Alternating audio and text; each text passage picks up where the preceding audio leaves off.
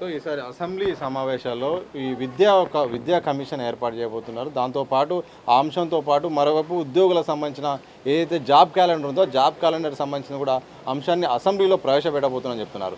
దీని పట్ల ఏం చెప్తారు? ఇప్పుడు క్యాలెండర్ అంటారు, కానీ ఫస్ట్ ఆఫ్ ఆల్ 2 లక్షల ఉద్యోగాలు అన్నారు. ఈ 2 లక్షల ఉద్యోగాలు సంవత్సరంలో భర్తీ చేస్తున్నారు. ఇప్పుడు 4 నెలలు అయితే సంవత్సరం అవుతుంది.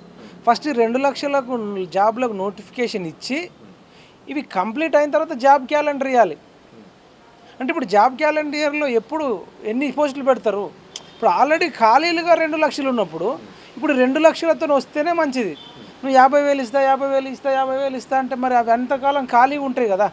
కాబట్టి ఎన్నైతే ఖాళీలు ఉన్నాయో ఈ అన్ని ఖాళీలను ఇప్పుడు భర్తీ చేసిన తర్వాత క్యాలెండర్ ఇయర్కి పోవాలని కోరుకుంటున్నాం. ఒకవేళ క్యాలెండర్ ఇయర్కి పోయినా అందులో 2 లక్షల ఉద్యోగాలు ఇప్పుడు ఎన్నైతే మిగులుతాయో, ఇంకా ఏమైతే ఫిలప్ చేసిన తర్వాత మిగిలినాయో అవన్నీ ఇంక్లూడ్ కావాలి. ఎట్ ద సేమ్ టైం అనేది కూడా నిరుద్యోగులను అడిగి ఏ ఎగ్జామ్స్ ఎప్పుడు ఉంటే మీకు వెసులుబాటు ఉంటుంది అనేది నిరుద్యోగులతో చర్చలు జరపాలి.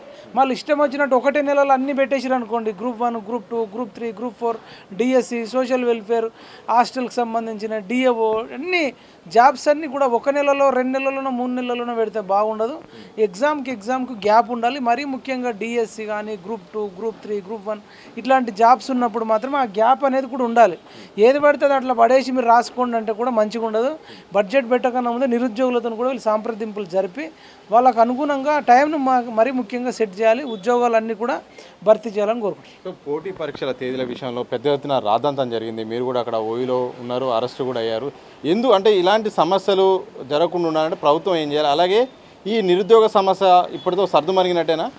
ఇప్పుడేం సర్దుమనగలేదండి. జస్ట్ గ్రూప్ 2 వాయిదా వేసిర్రు, డిఎస్సి వాయిదా వేయలేదు. డిఎస్సి వాళ్ళు చాలా కోపంగా ఉన్నారు. భవిష్యత్తులో ఈ కాంగ్రెస్ పార్టీ పట్ల వాళ్ళ కోపాన్ని కూడా ప్రదర్శిస్తారు, చూపిస్తారు. వాయిదా కోసం ఇంత టార్చర్ పెట్టడం అనేది చాలా దుర్మార్గం. అంటే గ్రూప్ 2 వాళ్ళు కూడా ఇంకా పోస్టులు పెంచాలి, 2,000 జాబులు చేయాలంటున్నారు. గ్రూప్ 2 ఇది రేవంత్ రెడ్డి గారు వేస్తామన్నాడు.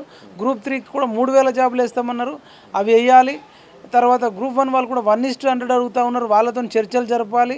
ఇదంతా నివురు కప్పిన నిప్పులాగా నడుస్తూనే ఉంది. తాత్కాలికంగా మన గ్రూప్ 2 వాయిదా వేయడం వల్ల కొంత ఆగిన మాట వాస్తవం. పిల్లలు కూడా కొందరు ఇళ్లలోకి వెళ్ళిర్రు.